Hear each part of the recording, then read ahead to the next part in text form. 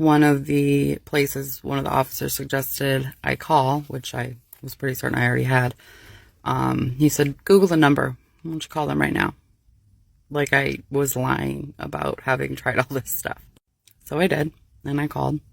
And they said, well, yeah, we can get him in on the 23rd. I said, oh, this month? That's amazing.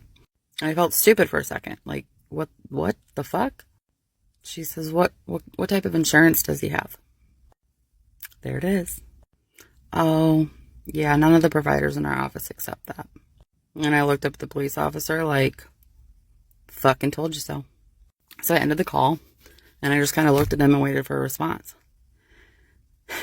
And he says, well, how about this? We'll take this stuff.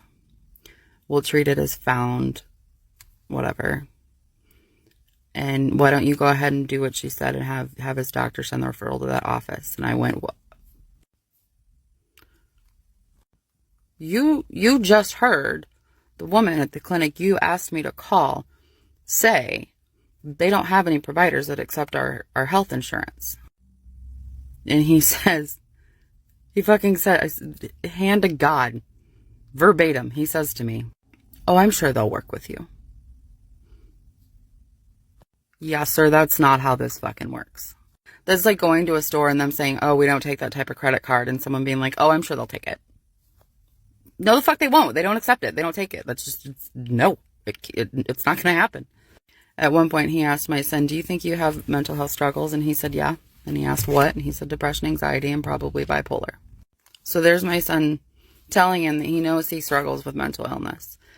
He knows that he's using substances to self-medicate. He now knows that my teenager is aware that his parents just tried to have him arrested. And that was enough for him. His job was done, in his opinion. So I looked at him and I said, so when this doesn't work, this referral process, because it's not going to work because they don't accept our insurance, then what? Because you're taking everything I have to hand over to say, here's everything you need for a charge so that I can get in front of the judge and advocate for my kid. He says, oh, we'll document. If that doesn't work and if you don't, get anywhere with this person here, this point of contact, then we could talk about charges. So he left me there with a child who knows he needs help, who self-medicates, and who now does not trust his own parents and feels abandoned and is now a flight risk. He doesn't understand why, and I get that. I fully expected his angry reaction. I wish these were longer. Last part 4, I swear.